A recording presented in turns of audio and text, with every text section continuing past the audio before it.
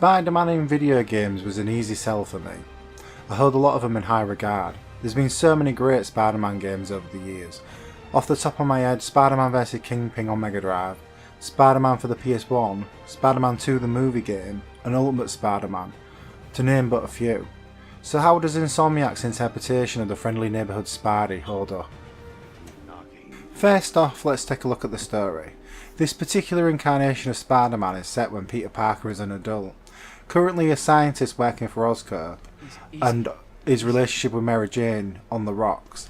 The game actually begins with Spider-Man facing off with Kingpin right from the get-go. Mary Jane and Peter are brought back together though through the aftermath of these events, which kicks off a mystery story involving these masked thugs in search of some ancient artifact.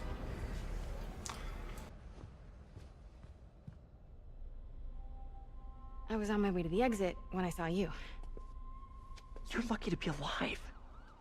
This main arc ties together a bunch of other subplots and side characters, such as Peter's dealings with Octavius, Oscorp, as well as the police, and a whole host of other famous Spider-Man villains to fight along the way, thrown in for good measure. I like the design of this Spider-Man universe. I like how it leans to a more dark and realistic setting, and how most big events in the Spider-Man canon have already happened, and the game doesn't feel the need to regurgitate the origin story to you once again.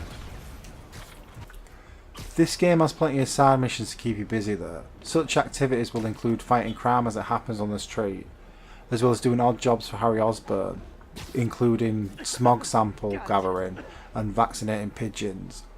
Felicia will pop up and make you want to take the Black Cat pictures of these little stab tubes that are scattered about the place as well.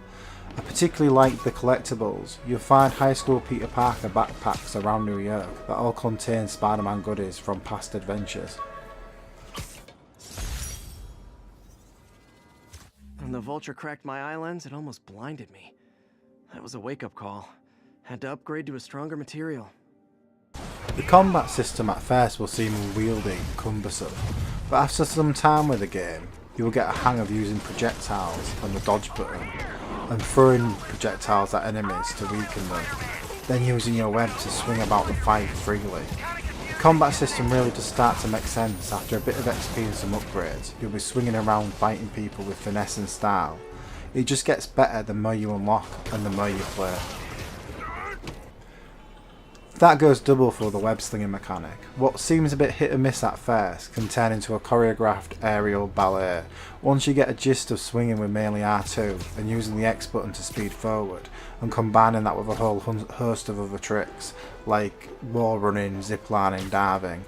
It is really great. I mean, I'd go out on a limb and say this is probably the best web-slinging has been handled in a video game.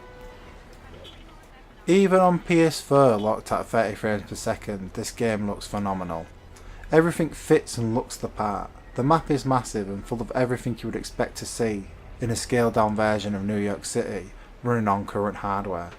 The game even encourages you to take pictures of famous landmarks, so you'll end up doing plenty of sightseeing throughout the game. And you can do it all in style, as Spider-Man has lots of different suits to unlock, from fresh new takes to absolute classics. This is a welcome touch and I'm fanboying out about it. If I was going to have any real criticism of the game, I would maybe say the story has to be a bit longer, but then I'm kind of in two minds about that, considering that the cinematic feel kind of drives it forward at a breakneck pace, and changing that might change the whole experience. The radar system could do with a bit of tweaking. Sometimes when you're looking for an item that's on the screen, it won't point it out properly and the thing will disappear. And sometimes the transition between being Spider-Man and a non-web-slinging character like Mary Jane or Peter can be a bit jarring.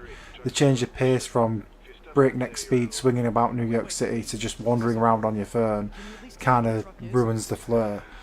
But on the whole, these are some pretty minor complaints. Spider-Man 2018 is a slick and solid game, and it would be hard pressed for anyone not to recommend it. Until next time, true believers, farewell. Oh, come on.